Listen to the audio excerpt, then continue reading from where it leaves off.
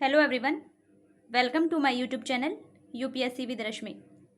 UPPCS 2024 prelims exam जो कि 27 अक्टूबर को होने वाला है, उसके लिए इंडियन पॉलिटी का आज हमारा प्रैक्टिस सेट नंबर 5 है।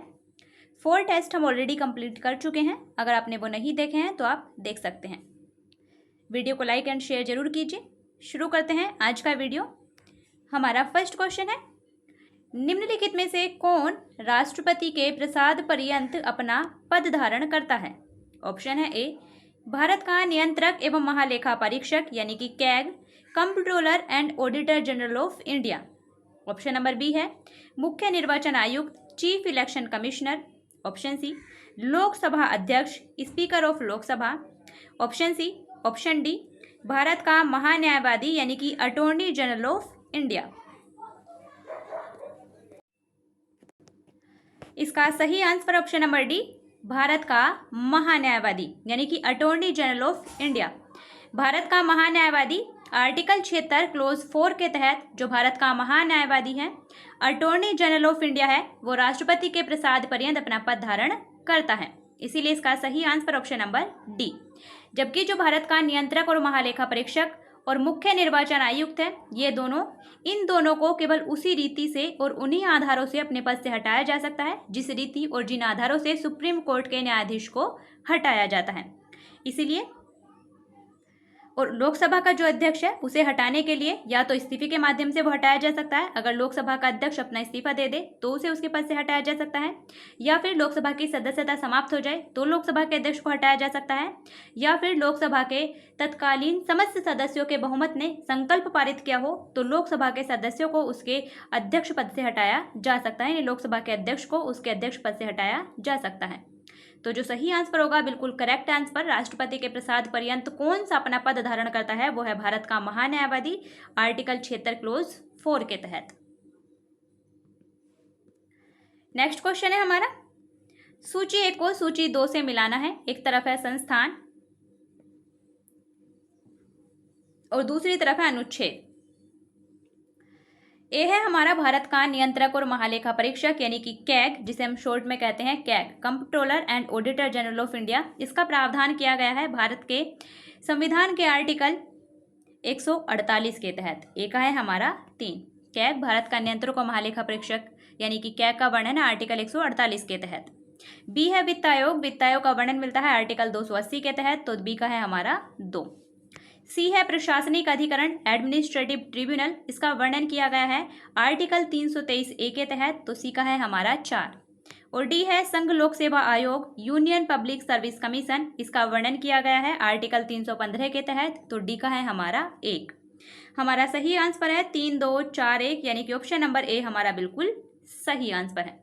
ध्यान रखिएगा, भारत का नियंत्रक एवं महालेखा परीक्षक यानी कैग, इसका वर्णन मिलता है संविधान के आर्टिकल 148 में।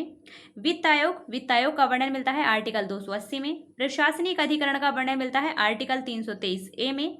और संघ लोक सेवा आयोग का वर्णन मिलता है आर्टिकल 315 में। या तो आपसे डायरेक्ट ही पूछा जा सकता है कि किस आयोग का वर्णन किस अनुच्छेद में किया गया है, या फिर आपसे इस प्रकार पूछा जा सकता है कि सूची 1 को सूची 2 से मिलाइए।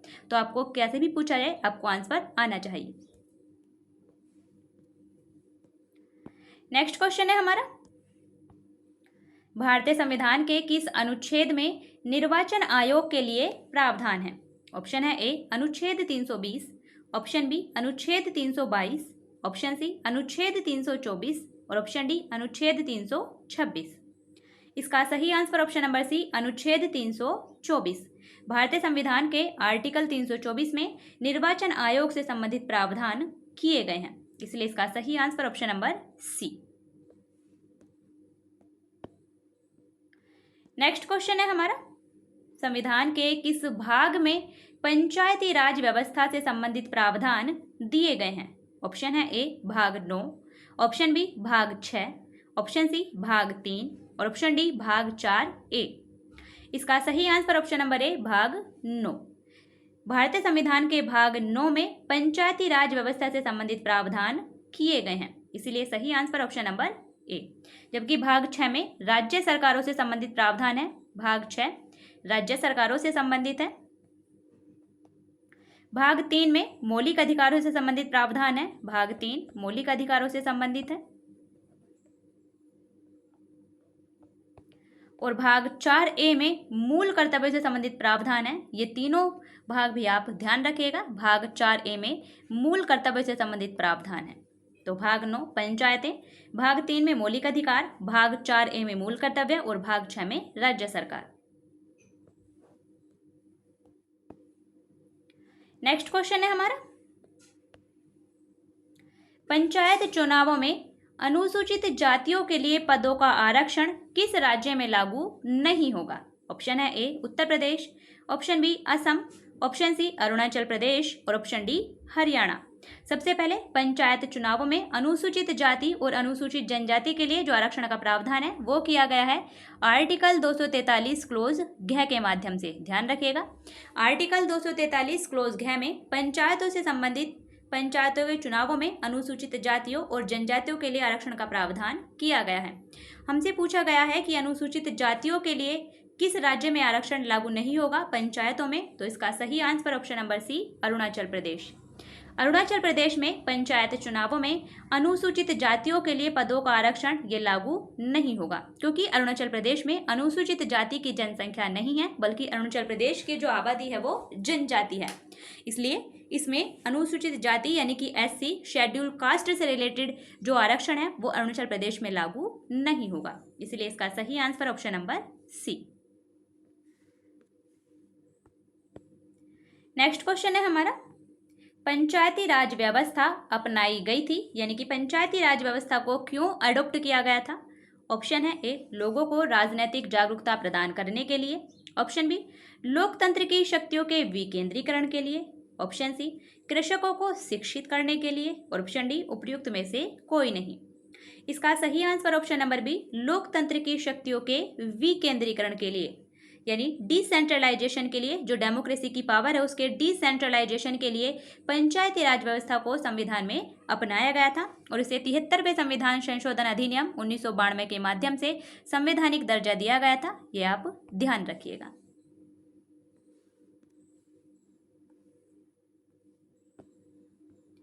नेक्स्ट क्वेश्चन है हमारा, निम्नलिखित में से कौन पंचायतों की संरचना के बाबत उपबंध करने को अधिकृत है, यानी कि पंचायतों की संरचना से संबंधित प्रावधान कौन कर सकता है?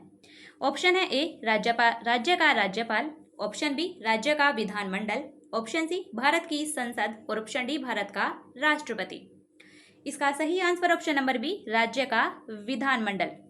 संविधान के आर्टिकल 243 क्लोज ग के माध्यम से प्रावधान किया गया है कि पंचायतों की संरचना के बारे में जो उपबंध है, पंचायतों की संरचना के बारे में प्रावधान करने का अधिकार राज्यों के राज्य विधानमंडलों को दिया गया है। इसलिए इसका सही answer option number B. Next question है हमारा, पंचायती राज व्यवस्था अपनाई गई थी, ये हमने देख लिया है, लोकतंत्र की शक्तियों के विकेंद्रीकरण के लिए।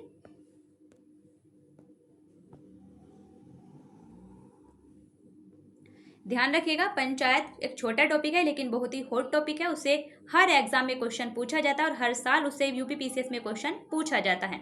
1 या 2 क्वेश्चन आपको डायरेक्ट पंचायतों वाले टॉपिक से मिलेंगे, इसलिए आप इस टॉपिक को अच्छे से तैयार कर लीजिएगा।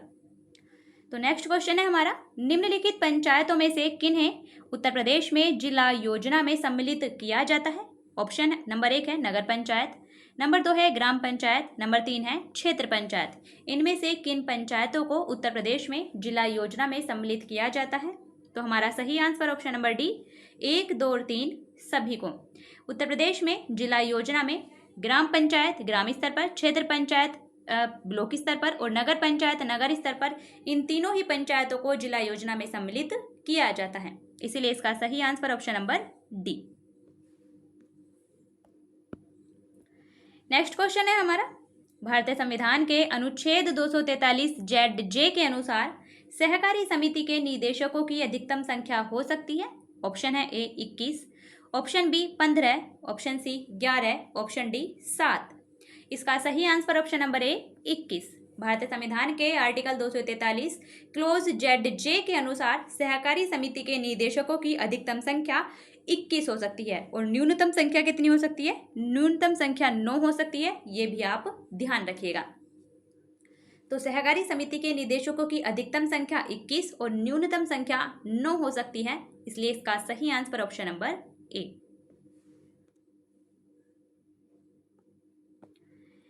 नेक्स्ट क्वेश्चन है हमारा, 14वें वित्त आयोग का अध्यक्ष निम्नलिखित में से कौन था? ऑप्शन है A Shanta Kumar, option B C Rangarajan, option C Y Reddy, option D उपर्युक्त में से कोई नहीं। इसका सही answer option number C Y Reddy. 14वें वित्त आयोग के अध्यक्ष थे भारतीय रिजर्व बैंक के पूर्व गवर्नर वाई रेड्डी, इसलिए सही आंसर ऑप्शन नंबर सी। और वर्तमान में जो 15वां वित्त आयोग चल रहा है उसके अध्यक्ष हैं एन.के. सिंह। ध्यान रखिएगा, 15वें वित्त आयोग के अध्यक्ष हैं एन.के. सिंह। और 16वें वित्त आयोग का भी गठन कर दिया गया है और 16वें वित्त आयोग के अध्यक्ष बनाए गए हैं वो हैं अरविंद पनगड़िया। ध्यान रखिए, 16वें वित्त आयोग के अध्यक्ष बनाए गए हैं अरविंद पनगड़िया।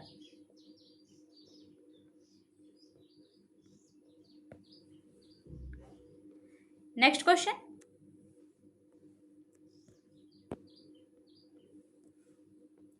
नेक्स्ट क्वेश्चन है हमारा, कथन और कारण दिया गया है, कूट की सहायता से हमें बताना है कि कौन सा ऑप्शन सही है। कथन है हमारा, भारत में लिखित संविधान है, तो कथन हमारा बिल्कुल सही है। भारत में लिखित संविधान है और यहाँ तक कि भारत का संविधान विश्व का सर्वाधिक वृहद लिखित संविधान है। भारत का संविधान विश्व का सबसे बड़ा लिखित संविधान है, इसलिए कथन हमारा बिल्कुल सही है। कारण है, शक्तिशाली क्षेत्रीय दलों का विकास क्षेत्रीय आकांक्षाओं का संकेतक है। कारण हमारा कथन के रूप में बिल्कुल सही है, लेकिन कारण कथन की व्याख्या नहीं कर रहा है, इसलिए शक्तिशाली क्षेत्रीय दलों का विकास क्षेत्रीय आकांक्षाओं का संकेतक है, ये कथन हमारा बिल्कुल सही है। हमारा सही आंसर होगा कि दोनों सही है, लेकिन आर की सही व्याख्या नहीं करता है। सही आंसर होगा इसका ऑप्शन नंबर बी, ए और आर दोनों सही हैं, लेकिन आर ए का सही स्पष्टीकरण नहीं है। नेक्स्ट क्वेश्चन है हमारा, निम्न में से कौन भारतीय संविधान के अंतर्गत मौलिक कर्तव्यों में सम्मिलित नहीं है? मौलिक कर्तव्य आप ध्यान रखिएगा, एक क्वेश्चन से पूछा जाता है मौलिक कर्तव्य से सम्मिलित कि हमारा कौन सा मौलिक कर्तव्य है या फिर कौन सा मौलिक कर्तव्य नहीं है, ये हमसे पूछा जाता है। तो आप मौलिक कर्तव्य याद कर लीजिएगा, आपको मौलिक कर्तव्य पता होने चाहिए।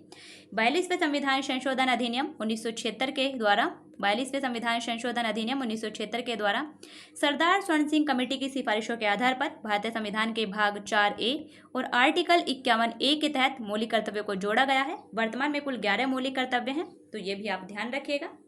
हमारे कौन से मौलिक कर्तव्य इसमें से नहीं है? नंबर 1 है, ऑप्शन नंबर ए है, देश की रक्षा करना और राष्ट्र की सेवा करना, ये हमारा मौलिक कर्तव्य है। ऑप्शन बी है, हमारी सामाजिक संस्कृति की गौरवशाली परंपरा का महत्व समझना और उसका परिरक्षण करना, हमारा मौलिक कर्तव्य है। ऑप्शन नंबर सी है, ग्राम पंचायतों के गठन में सहायता करना, ये वर्णन किया गया है आर्टिकल 40 के तहत राज्य के नीति निदेशक तत्वों में, इसीलिए ये हमारा मौलिक कर्तव्य नहीं है, बल्कि ये नीति निदेशक तत्वों के तहत इसका प्रावधान किया गया है, इसलिए हमारा सही आंसर होगा ऑप्शन नंबर सी, ये हमारा मौलिक कर्तव्य नहीं है। और ऑप्शन नंबर डी है, सार्वजनिक संपत्ति को सुरक्षित रखना और हिंसा से दूर रहना, ये भी हमारा मौलिक कर्तव्य है, इसलिए हमारा सही आंसर होगा ऑप्शन नंबर सी, जो कि हमारा मौलिक कर्तव्य नहीं है। देश की रक्षा करना और राष्ट्र की सेवा करना, हमारी सामाजिक संस्कृति की गौरवशाली परंपरा का महत्व समझना और उसका परिरक्षण करना, सार्वजनिक संपत्ति को सुरक्षित रखना और हिंसा से दूर रहना, ये सभी हमारे मौलिक कर्तव्य हैं।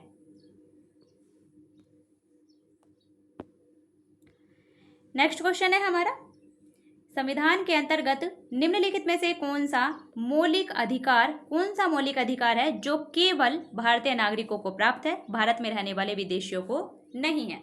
यानी कि इनमें से कौन सा ऐसा मौलिक अधिकार है जो केवल भारत के नागरिकों को प्राप्त है, विदेशियों को वो प्राप्त नहीं है? ऑप्शन है ए, विधि के समक्ष समानता, ऑप्शन बी, विचार एवं अभिव्यक्ति की स्वतंत्रता, ऑप्शन सी, जीवन एवं व्यक्तिगत स्वतंत्रता का रक्षण, और ऑप्शन डी, धर्माचरण की स्वतंत्रता।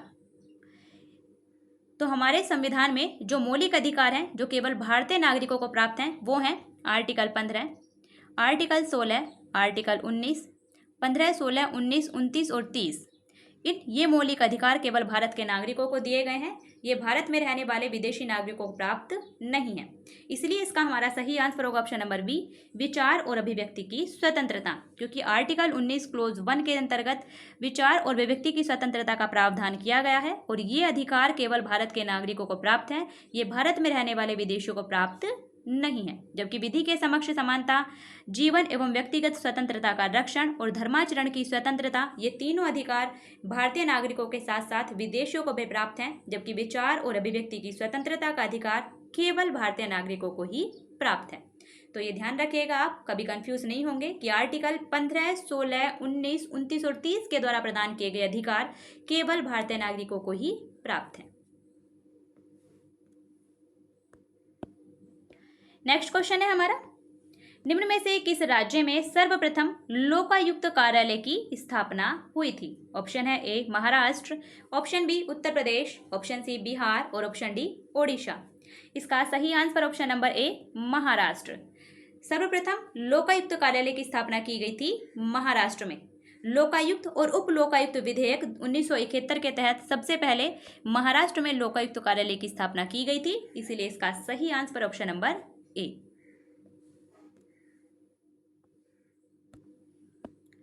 नेक्स्ट क्वेश्चन है, संविधान की विषय सूचियों में दिए गए विषयों के अतिरिक्त विषयों पर कौन कानून बना सकता है? यानी कि भारतीय संविधान में जो सूचियां दी गई हैं, भारतीय संविधान में कुल 3 सूचियां दी गई हैं, संघ सूची, राज्य सूची और समवर्ती सूची। उन सूची में जो भी विषय दिए गए हैं उनके अतिरिक्त विषयों पर कौन कानून बना सकता है? ऑप्शन है ए सर्वोच्च न्यायालय, ऑप्शन बी संसद, ऑप्शन सी राज्य विधानमंडल और ऑप्शन डी क्षेत्रीय परिषद। इसका सही आंसर ऑप्शन नंबर बी संसद। ये अतिरिक्त विषयों का मतलब है अवशिष्ट विषय।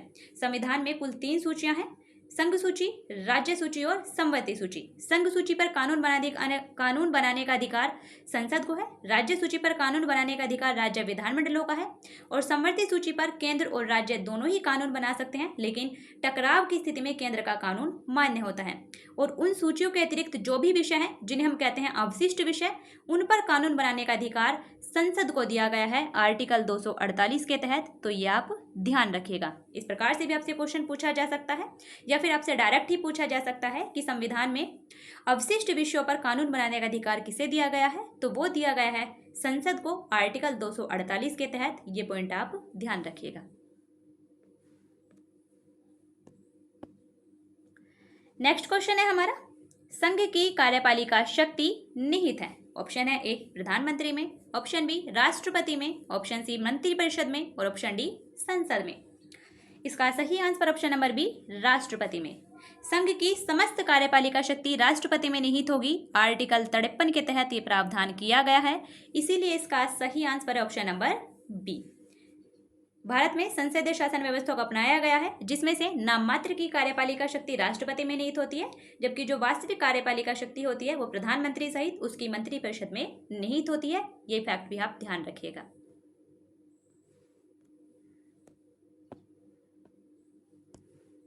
बिना टाइम वेस्ट के हम अपने क्वेश्चन सोल्व कर रहे हैं। आपके कितने क्वेश्चन सही जा रहे हैं आप वो कमेंट बॉक्स में बता सकते हैं, और आपका जो भी डाउट हो, जो भी क्वेश्चन हो, आप उसे भी कमेंट बॉक्स में लिख सकते हैं। नेक्स्ट क्वेश्चन है, भारतीय संसद में शामिल है, यानी भारतीय संसद में कौन कौन शामिल है? ऑप्शन है ए केवल लोकसभा, ऑप्शन बी केवल राज्यसभा, ऑप्शन सी केवल लोकसभा एवं राज्यसभा और ऑप्शन डी लोकसभा, राज्यसभा एवं राष्ट्रपति। इसका सही answer option number D Lok Sabha, Rajya Sabha एवं राष्ट्रपति। भारतीय संविधान के आर्टिकल 79 के तहत भारतीय संसद में शामिल होते हैं राष्ट्रपति और संसद के दोनों सदन, यानी लोकसभा और राज्यसभा। इसलिए इसका सही answer option number D.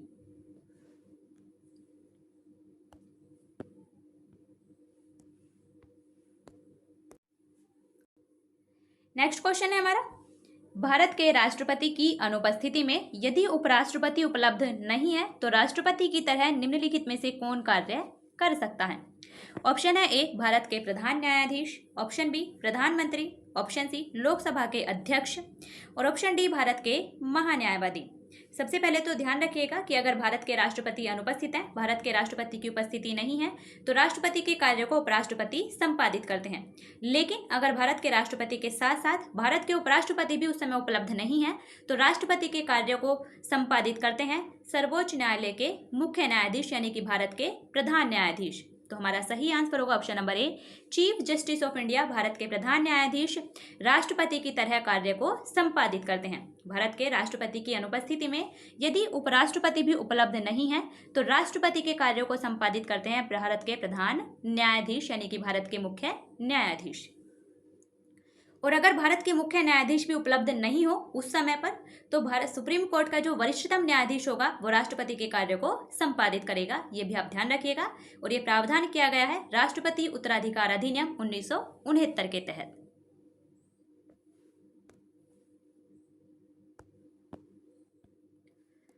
Next question है, संविधान का निम्न अनुच्छेदों में से कौन एक उपबंधित करता है कि मत बराबर होने की दशा में लोकसभा के अध्यक्ष का मत निर्णायक होगा और वो उसका उपयोग करेगा। लोकसभा का जो अध्यक्ष होता है वो पहले अपना मत नहीं देता है, बल्कि लोकसभा के अध्यक्ष अपने मत का यूज तभी करते हैं जब मत बराबर यानी कि टाई हो जाते हैं। तो मत बराबर होने की दशा में लोकसभा के अध्यक्ष का मत वो निर्णायक होता है और वह उसका प्रयोग करेगा। तो वो वर्णन किस अनुच्छेद में किया गया है? ऑप्शन है ए अनुच्छेद 99, ऑप्शन बी अनुच्छेद 103, ऑप्शन सी अनुच्छेद 100 और ऑप्शन डी अनुच्छेद 102। इसका सही answer option number C article 100 यानी कि अनुच्छेद 100 में प्रावधान किया गया है कि मत बराबर होने की दशा में लोकसभा के अध्यक्ष का मत निर्णायक होगा और वो इसका उपयोग करेगा।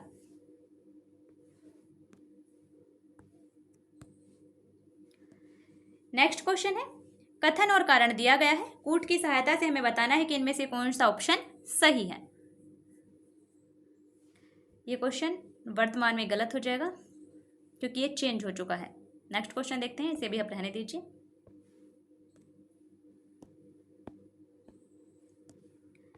नेक्स्ट है हमारा, भारत में मत देने का अधिकार कौन सा है? ऑप्शन है ए मौलिक अधिकार, ऑप्शन बी संवैधानिक अधिकार, ऑप्शन सी प्राकृतिक अधिकार और ऑप्शन डी वैधानिक अधिकार। यह क्वेश्चन यूपीपीसीएस में पूछा जा चुका है। इसका सही आंसर है ऑप्शन नंबर बी और ऑप्शन नंबर डी, दोनों ही इसके सही आंसर माने गए हैं क्योंकि आर्टिकल 326 के तहत भारत में जो मत देने का अधिकार है वो संवैधानिक अधिकार है। तो ऑप्शन बी भी इसका बिल्कुल सही आंसर है। और जन प्रतिनिधित्व अधिनियम 1951 के तहत मत देने का अधिकार एक वैधानिक अधिकार है यानी कि एक लीगल राइट है, इसलिए ऑप्शन डी भी इसका बिल्कुल सही आंसर है। आंसर इसके दोनों माने गए हैं। अगर दोबारा से इस क्वेश्चन को पूछा जाता है, इस प्रकार का कोई क्वेश्चन आता है, तो उसमें एक ही ऑप्शन होगा, या तो संवैधानिक अधिकार या फिर वैधानिक अधिकार। वर्तमान में इसके दोनों ही आंसर बिल्कुल सही हैं।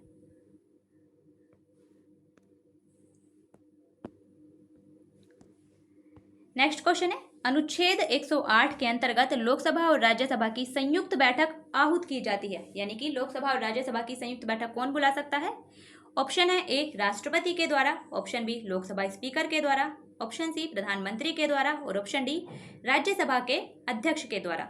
तो अगर किसी साधारण विधेयक के संबंध में लोकसभा और राज्यसभा में मतभेद की स्थिति होती है तो संयुक्त बैठक का प्रावधान किया गया है आर्टिकल 108 के तहत, और वो संयुक्त बैठक बुलाई जा सकती है राष्ट्रपति के द्वारा। इसलिए इसका सही आंसर ऑप्शन नंबर ए, आर्टिकल 108 के अंतर्गत लोकसभा और राज्यसभा की संयुक्त बैठक राष्ट्रपति के द्वारा आहूत की जाती है और इसकी अध्यक्षता करते हैं लोकसभा के अध्यक्ष। ये भी आप ध्यान रखिएगा, लोकसभा और राज्यसभा की जो संयुक्त बैठक है उसकी अध्यक्षता लोकसभा अध्यक्ष के द्वारा की जाती है। नेक्स्ट क्वेश्चन है हमारा,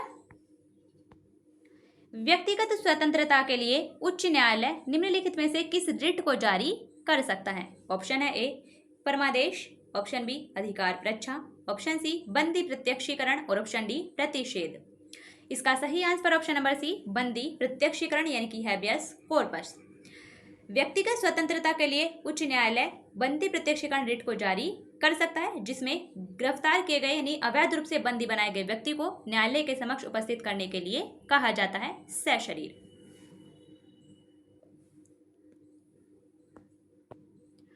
नेक्स्ट क्वेश्चन है हमारा,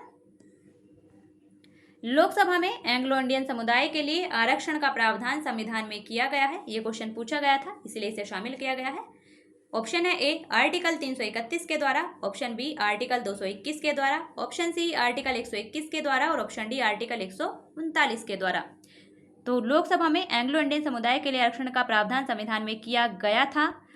इसका सही आंसर ऑप्शन नंबर ए आर्टिकल 331 के द्वारा। लोकसभा में एंग्लो इंडियन समुदाय के लिए आरक्षण का प्रावधान संविधान में आर्टिकल 331 के द्वारा किया गया था कि अगर लोकसभा में एंग्लो इंडियन समुदाय का प्रतिनिधित्व पर्याप्त नहीं है तो राष्ट्रपति एंग्लो इंडियन समुदाय से संबंधित 2 व्यक्तियों को लोकसभा में मनोनीत कर सकता था। ये प्रावधान किया गया था आर्टिकल 331 के तहत।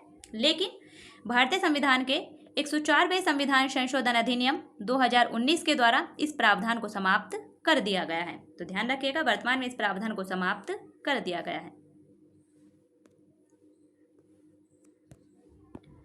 नेक्स्ट क्वेश्चन है हमारा, निम्नलिखित में से किस वाद ने भारतीय संविधान के मूल संरचना के सिद्धांत की रूपरेखा प्रतिपादित की? ऑप्शन है ए गोपालन बनाम मद्रास राज्य, ऑप्शन बी गोलकनाथ बनाम पंजाब राज्य, ऑप्शन सी केशवानंद भारती बनाम केरल राज्य और ऑप्शन डी उपयुक्त में से कोई नहीं। इसका सही answer option number C Keshavananda Bharati बनाम केरल राज्य।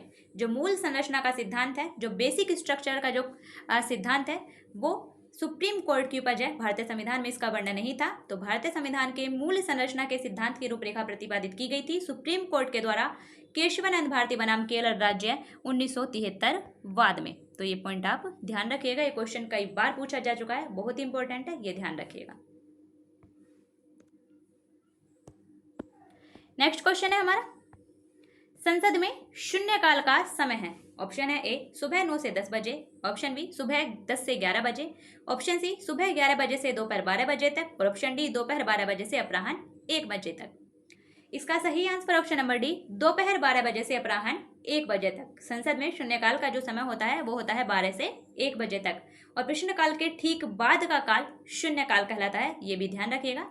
जो 11 से 12 बजे का समय होता है वो होता है प्रश्नकाल का और 12 से 1 बजे का जो टाइम पीरियड होता है वो होता है शून्यकाल यानी कि 0 आवर का। और शून्यकाल संसदीय प्रक्रिया में भारत की देन है, ये भी आप ध्यान रखिएगा। नेक्स्ट क्वेश्चन है हमारा, कथन और कारण दिया गया है, कूट की सहायता से हमें बताना है कि कौन सा ऑप्शन सही है। कथन है राज्य निर्वाचन आयोग एक संवैधानिक प्राधिकरण है। तो कथन हमारा बिल्कुल सही है, राज्य निर्वाचन आयोग एक संवैधानिक प्राधिकरण है। राज्य निर्वाचन आयोग का वर्णन संविधान में किया गया है। कारण है ग्रामीण स्थानीय निकायों के निर्वाचन पर भारत के निर्वाचन आयोग का निरीक्षण रहता है। तो ये कथन हमारा गलत है। कारण हमारा गलत है क्योंकि ग्रामीण स्थानीय निकायों के निर्वाचन पर, ग्रामीण स्थानीय निकाय यानी कि पंचायत और नगर पालिकाएं, इनके निर्वाचन पर भारत के निर्वाचन आयोग का नहीं बल्कि राज्य के निर्वाचन आयोग का निरीक्षण रहता है। इसलिए कारण हमारा गलत है और कथन हमारा सही है। हमारा सही आंसर होगा ए गलत है, ए सही है किंतु आर गलत है, यानी ऑप्शन नंबर डी हमारा बिल्कुल सही आंसर है। ए सही है किंतु आर गलत है क्योंकि ग्रामीण स्थानीय निकायों के निर्वाचन पर भारत के निर्वाचन आयोग का नहीं बल्कि राज्य के निर्वाचन आयोग का निरीक्षण रहता है। राज्य निर्वाचन आयोग का निरीक्षण वहां रहता है।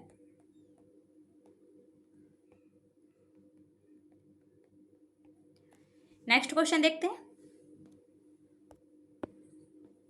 नेक्स्ट क्वेश्चन है हमारा, भारत के राष्ट्रपति को महाभियोग के द्वारा हटाने की प्रक्रिया निम्नलिखित में से किस अनुच्छेद में वर्णित है? ऑप्शन है ए अनुच्छेद 53, ऑप्शन बी अनुच्छेद 61, ऑप्शन सी अनुच्छेद 74 और ऑप्शन डी अनुच्छेद 13।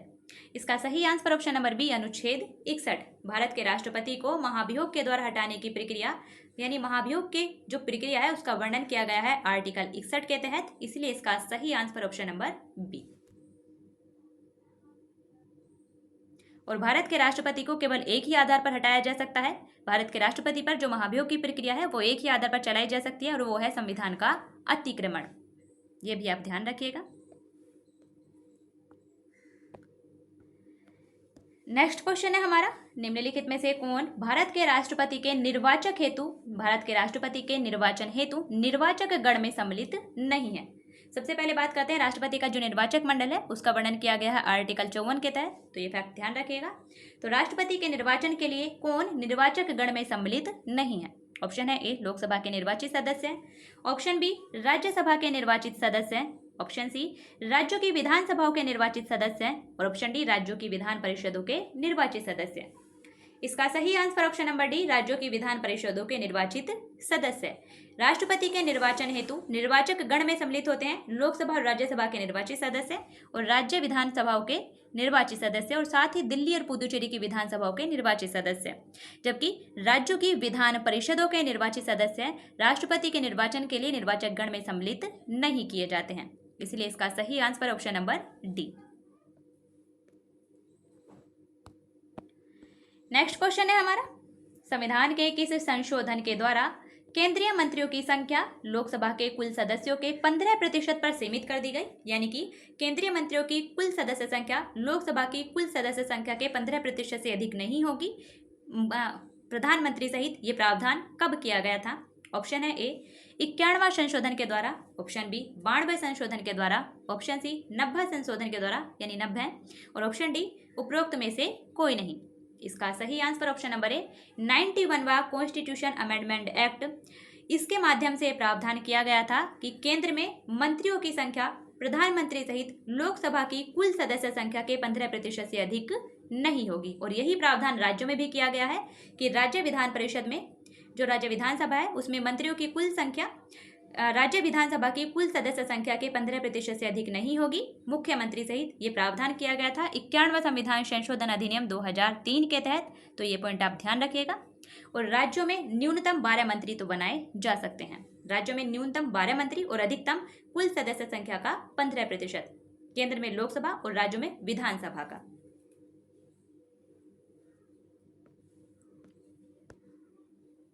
और नेक्स्ट क्वेश्चन है हमारा, कथन और कारण दिया गया है, कूट की सहायता से बताना है कि कौन सा ऑप्शन सही है। कथन है राज्य वित्त आयोग एक संवैधानिक निकाय है, तो कथन हमारा बिल्कुल सही है। संविधान के आर्टिकल 243 क्लोज 6 के माध्यम से राज्य वित्त आयोग का प्रावधान किया गया है, तो राज्य वित्त आयोग एक संवैधानिक निकाय है, कथन हमारा बिल्कुल सही है। कारण है संघीय वित्त आयोग पंचायतों को वित्तीय सहायता देने के लिए संस्तुति नहीं कर सकता, तो कारण हमारा गलत है, क्योंकि संघीय वित्त आयोग भी पंचायतों को वित्तीय सहायता देने के लिए संस्तुति कर सकता है। इसीलिए कारण हमारा गलत है और कथन हमारा सही है। हमारा सही आंसर होगा ऑप्शन नंबर सी, ए सही है किंतु आर गलत है, यानी कि ऑप्शन नंबर सी हमारा बिल्कुल सही आंसर है। और ध्यान रखिएगा राज्य वित्त आयोग का गठन राज्यपाल के द्वारा किया जाता है आर्टिकल 243 क्लोज 6 के तहत प्रत्येक 5वें वर्ष पर। तो ये था हमारा आज का वीडियो जिसमें हमने इंडियन पॉलिटी से रिलेटेड क्वेश्चन डिस्कस किए हैं।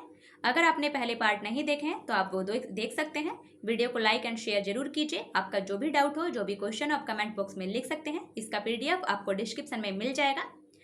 फिर मिलते हैं नेक्स्ट वीडियो में, तब तक के लिए बेस्ट ऑफ लक।